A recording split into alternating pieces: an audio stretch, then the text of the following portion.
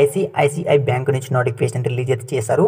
So తర్వాత ఇక్కడ చూడండి జాబ్ కేటగిరీ చూసుకుంటే మీకు ICICI bank Manipal PO programme అనే ఆ ప్రోగ్రామ్ కింద ఇక్కడ భర్తీ అయితే చేస్తున్నారు. ఇక్కడ జాబ్ లెవెల్ చూసుకుంటే ఎంట్రీ కింద మిమ్మల్ని అయితే జాబ్ లెవెల్ అనేది రిక్రూట్మెంట్ చేసుకుంటున్నారు. జాబ్ టైప్ చూసుకుంటే మీకు ఫుల్ టైం అయితే జాబ్ అయితే ఉండడం జరుగుతుంది.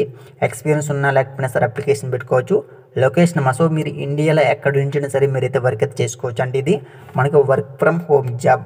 ఓకేనా, ఇంటి దగ్గర మీరైతే వర్క్ అయితే చేసుకోవచ్చు. మేల్ ఆర్ ఫీమేల్ అందరూ కూడా అప్లికేషన్ అయితే పెట్టుకోవచ్చు.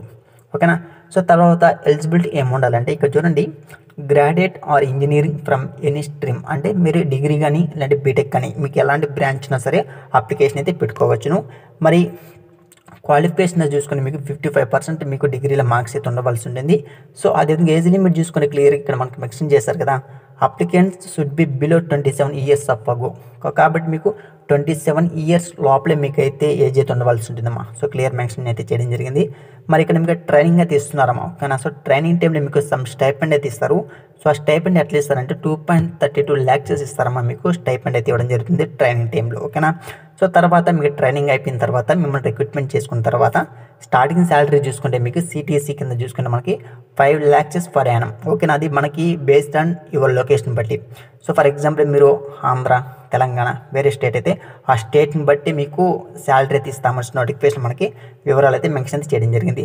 సో నోటిఫికేషన్ మనకి డీటెయిల్స్ అయితే ఇంతవరకు ఇవ్వడం జరిగింది. సో తర్వాత సెలక్షన్ ప్రాసెస్ చూసుకొని ఇక్కడ స్టెప్ 1లో మనకి ఆన్లైన్ ఆప్టిట్యూడ్ టెస్ట్ అయితే ఉంటుందమ్మా. ఓకేనా, సో మిమ్మల్ని రిక్రూట్మెంట్ మొత్తం కూడా ఆన్లైన్ ద్వారా రిక్రూట్మెంట్ చేసుకుంటారు. ఫస్ట్ ఆన్లైన్ ఆప్టిట్యూడ్ టెస్ట్ అయితే ఉండడం జరుగుతుంది. సో తర్వాత చూసుకుంటే మనకి దీంట్లో ఎవరైతే క్వాలిఫై అవుతారో సో వాళ్ళకి తర్వాత స్టెప్ 2లో మనకి ఆన్లైన్ పర్సనల్ ఇంటర్వ్యూ ఉంటుంది. మేబీ హెచ్ఆర్ నుంచి మీకు ఇంటర్వ్యూ అయితే కండక్ట్ చేసి మిమ్మల్ని అయితే రిక్రూట్మెంట్ అయితే చేసుకుంటారు. ఓకేనా, సో మనకు వివరాలు అయితే ఇంతవరకు ఇవ్వడం జరిగింది. అది కూడా 30 minutes మాత్రమే ఉంటుంది మీకు ట్రైనింగ్.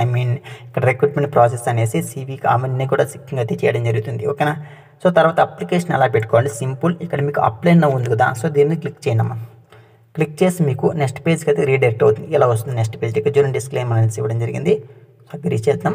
సో అగ్రీ చేసి ఇక్కడ చూడండి మీకు ఇక్కడ మీ యొక్క రెజ్యూమ్ అయితే యాడ్ రెజ్యూమ్ ఉంది కదా, సో మీ రెజ్యూమ్ ఇక్కడ అప్లోడ్ అయితే చేయాలి. ఇక్కడ మనకి స్టార్ మార్క్స్ కనబడుతుంది కదా, రెడ్ మార్క్స్ స్టార్స్, అవి మ్యాండేటరీ కంపల్సరీ వాటి మీద ఫిల్అప్ అయితే చేయవలసి ఉంటుంది. మీ యొక్క first name, last name, mobile number, date of birth, email ID కరెక్ట్గా ఉన్నది ఇవ్వండి.